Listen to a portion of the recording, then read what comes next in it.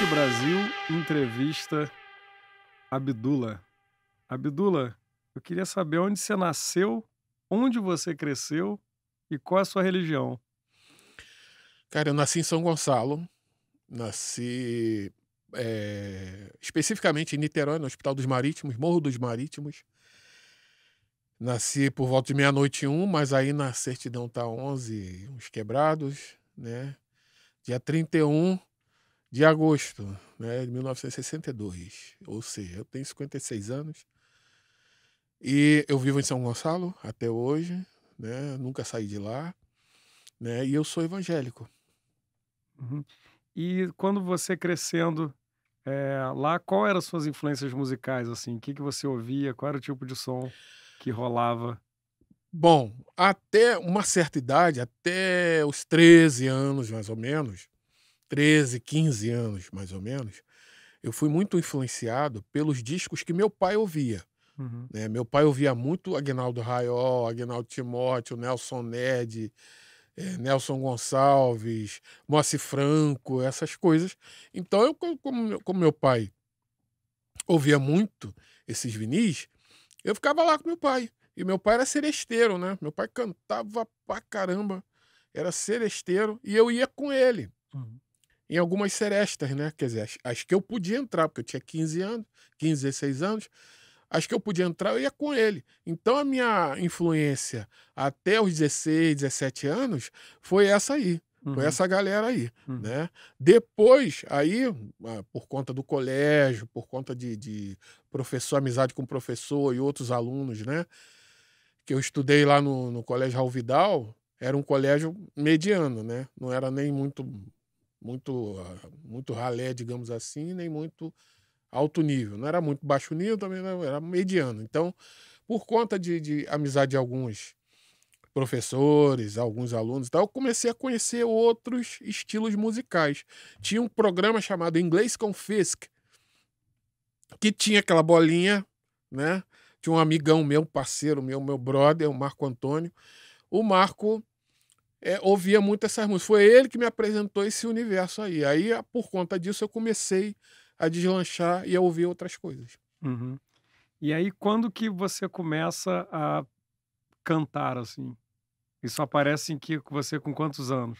Eu comecei a cantar mesmo, amadoristicamente, foi a partir dos 22 anos, 21, 22 anos. Eu cantava mais na escola, né? Uhum. Cantava na escola. Depois eu fui para a igreja católica, né? Comecei a ouvir aqueles cantos gregorianos, né? Maravilhosos, aquela coisa, parecia que estava no céu, aquela coisa assim. E tinha um padre perto da onde eu morava, que o padre Ângelo, né? Já tá com Deus lá. E o padre me apresentou os cantos gregorianos, né? Quer dizer, a intenção dele era me levar para a música sacra. Mas aí eu comecei a ouvir outras coisas também, paralelamente, né? Então eu comecei a cantar nas festas juninas, comecei a cantar assim, amadoristicamente. Depois teve um amigo, o Foster, e teve um outro parceiro que, que me apresentou ao DJ Malboro, né? Aí eu já cantava mais ou menos em barzinho, alguma coisa aí, lá para os 25, 26 anos. Me apresentaram pro primeiro DJ Marcão, depois o DJ Malboro.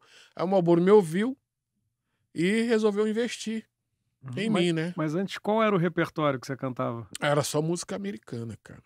Tipo o quê? Eu cantava muito Sam Cooke, cantava muito James Brown, cantava muito Sly and Family Stone, cantava mais essa área Black aí, music. black music.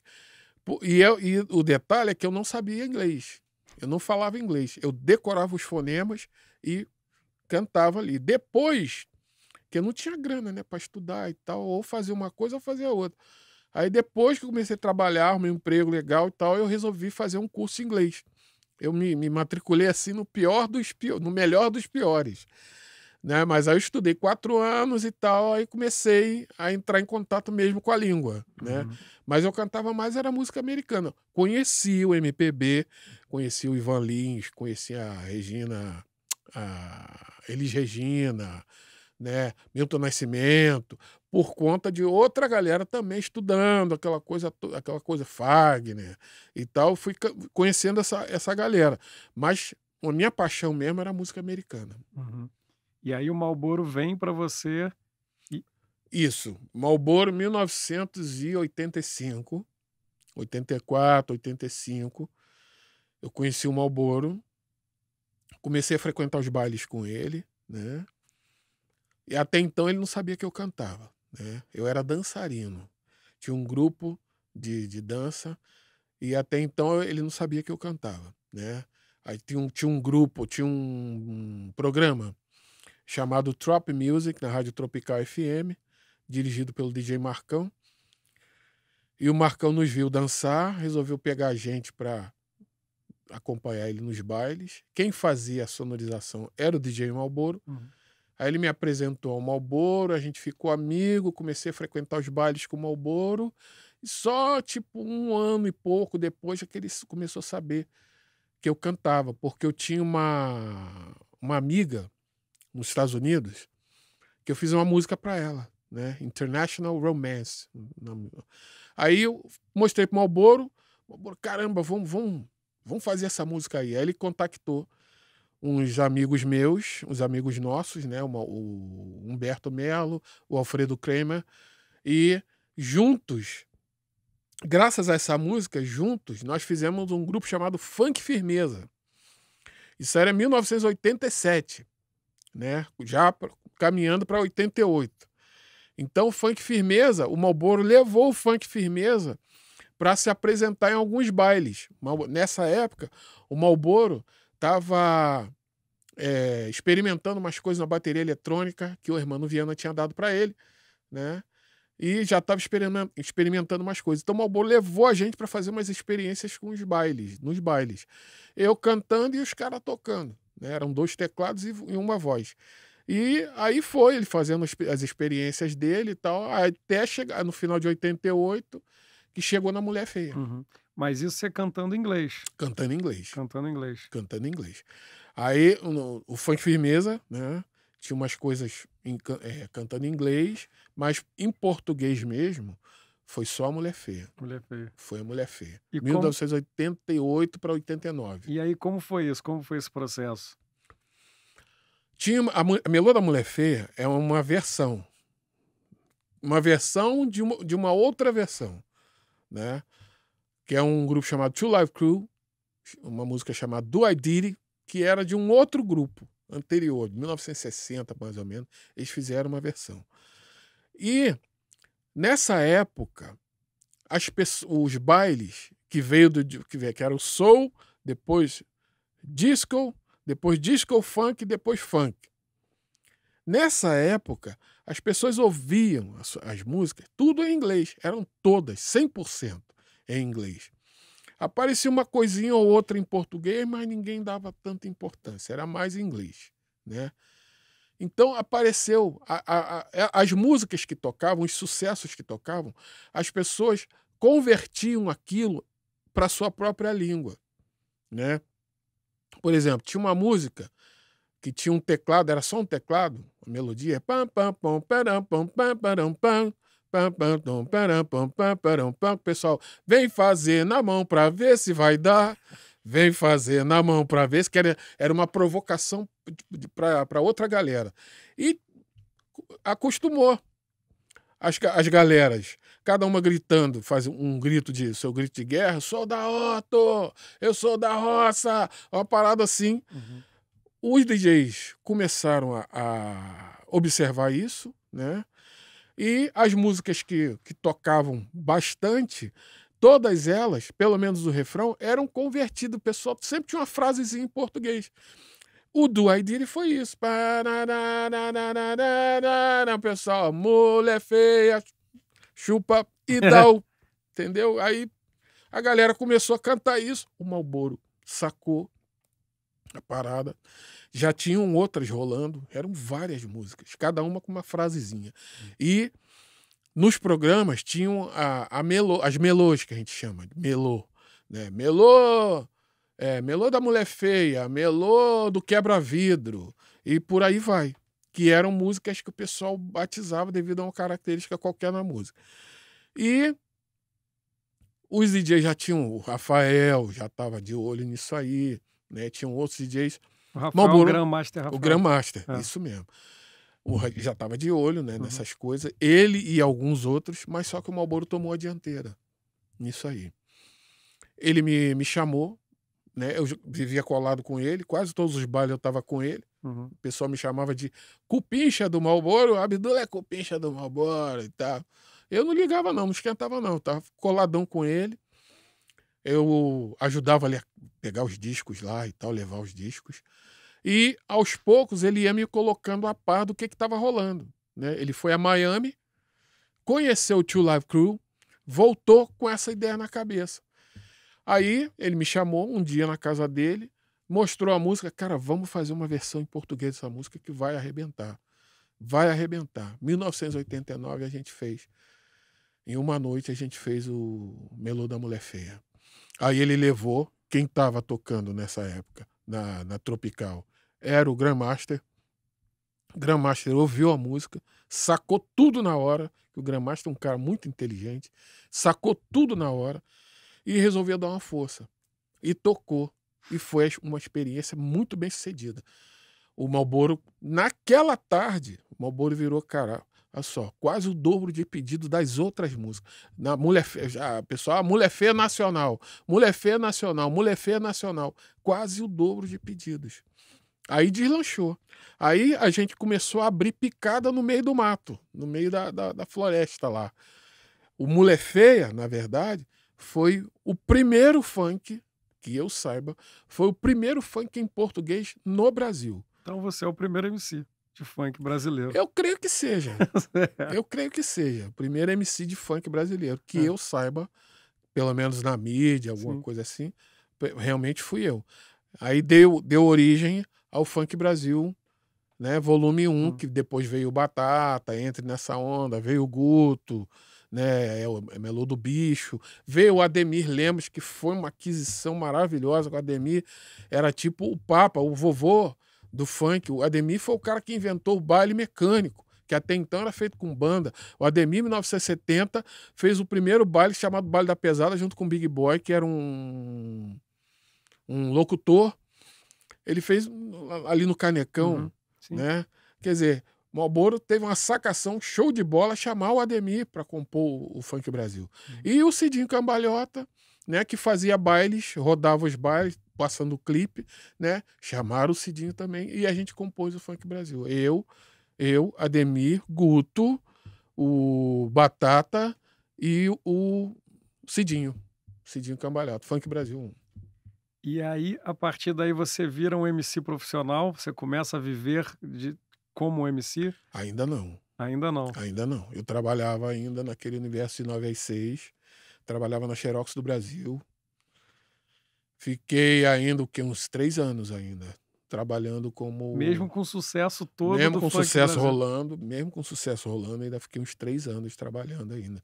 Na verdade, eu fui ser MC profissional porque eu fui mandado embora do serviço.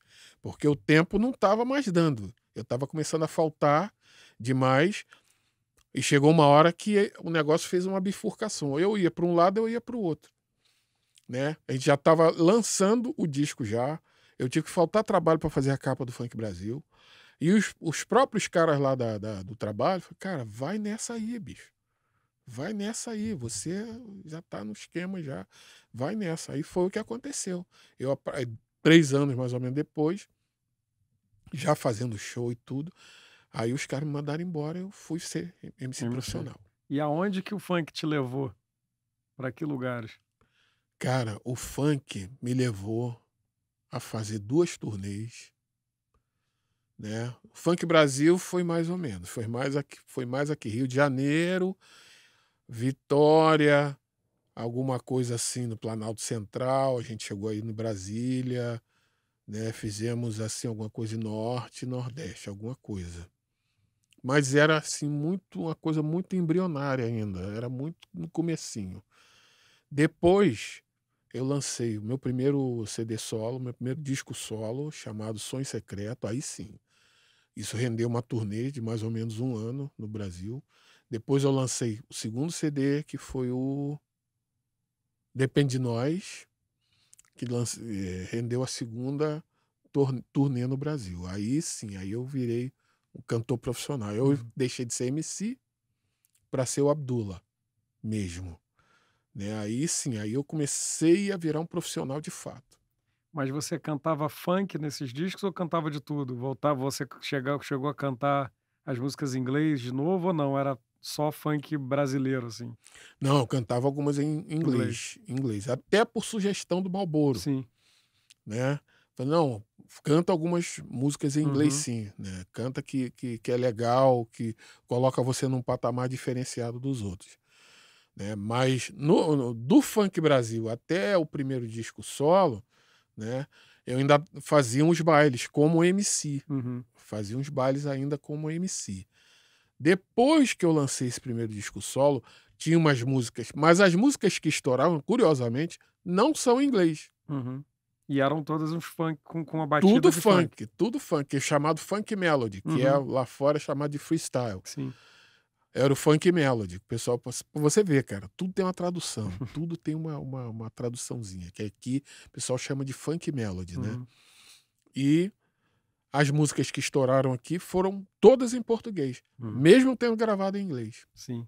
E como que você vê o funk hoje, Abdullah? Cara, é como a gente estava conversando lá embaixo, né, bicho? O funk teve várias fases. O funk, pra mim, teve várias fases. Teve a fase que tinha voz, teve a fase que não tinha voz, que eram as montagens, né? O pessoal montava ali, não tinha voz. Os MCs ficaram em segundo plano. Isso ficou um tempo, levou um tempo. Graças a Deus voltou, os MCs voltaram com força. Teve a fase das duplas de MCs. Teve a fase das MCs, as MCs femininas, né, as meninas, né, que batalharam, correr atrás, a Cacau é uma delas, né, e correr atrás e conquistar o espaço delas. E agora está essa fase aí do funk 150, né? Como eu falei, honestamente falando, uma das piores fases para mim é essa fase aí do funk 150. Eu, sinceramente, eu acho que foi um passo atrás. Me desculpem os MCs que cantam esse funk 150, a galera que corre atrás aí, que batalha nessa área aí. Mas para mim isso aí foi um passo atrás. O que que você acha que foi atrás? O que que você acha que você acha que tá pior? Cara, o que tá pior é a mensagem que eles passam, que é nenhuma mensagem. Antes, antes, o funk tinha mensagem. Sabe? Só quero ser feliz, andar tranquilamente na favela onde eu nasci. Isso é uma mensagem. Isso é uma mensagem. Isso é uma história de uma galera que, né? Tinha um Claudinho Bochecha, que o Bochecha tá aí até hoje, graças a Deus. Batalhando até hoje, graças a Deus. Né? Tinha o Willy Duda, né? Que o mal bem era uma mensagem. Mas qual é a mensagem que esse funk tá passando aí? A não ser eu vou pegar, que eu vou toma, toma, toma, pega, pega, pega, senta, senta, senta. Parece um eco. Parece uma coisa, parece um mantra. Um eco que bate na parede e volta para você e não te acrescenta coisíssima nenhuma. Então, honestamente falando, eu sinceramente abandonei esse cenário. Continuo frequentando alguns lugares, eu vou a alguns lugares, mas o pessoal me pede às vezes para escrever, porque eu sou cantor e compositor, pela graça de Deus, mas o pessoal ainda me pede para escrever umas coisas, mas nessa área especificamente, nesse estilo especificamente, falo, olha, eu até escrevo, mas eu vou botar a minha letra. Não essas letras chulas que estão rolando por aí, porque na minha opinião, particularmente, pode me chamar do que for, tá liberado. Tá liberado. Mas, na minha opinião, é um passo atrás. Uhum. E como que você vê o funk no futuro? O que você acha que vai acontecer com ele? Cara, é difícil dizer, porque o funk já teve várias caras. Teve várias caras, assim. Eu espero que o funk no futuro descambe mais para o lado como era antes, sabe? O lado Miami, sabe? Para esse lado mais calmo, um lado mais, digamos, como é que eu vou dizer? O lado mais normal, o lado mais romântico, né? Como é o Marcinho, por exemplo. Marcinho é um cara super romântico que ele é um MC, continua MC até hoje, né? O cara é ouvido pra caramba. E os funks dele, o quê? É uma coisa sensual, não deixa de ser sensual, é uma coisa romântica, que faz bem aos ouvidos e tem aquela batida característica do funk, entendeu? Eu acho que se o funk enveredar por esse caminho, estilo Marcinho, tá de bom tamanho pra mim. Tá de bom tamanho. Abre até um precedente, no caso, para a gente continuar cantando funk melody. Porque o que está acontecendo, tem uma cena paralela que está se desenrolando aí, que é a volta do freestyle, né? O Stevie B teve aí, fazendo o Baile dos Sonhos, trouxe a Trinier, ou Trineri, e agora está trazendo mais uma galera aí, está tentando ressuscitar o funk melody. Eu acho, de repente, o funk melody botando a cabecinha para fora, pode até abrir uma janelinha, no caso, para os cantores voltarem, né? O pessoal do Copacabana Beat, né? E outros, o pessoal do You Can Dance, a galera do You Can Dance, e outros aí. Eu acho que o futuro do funk, se descambar para esse lado, para mim, tá de ótimo tamanho. Eu vou aqui fazer uma pergunta do passado, na cronologia aqui do passado, só uma pergunta que eu esqueci. Como é que foi gravado o Melô da Mulher Feia? Você lembra? Lembro. Falei para você que ia falar tudo.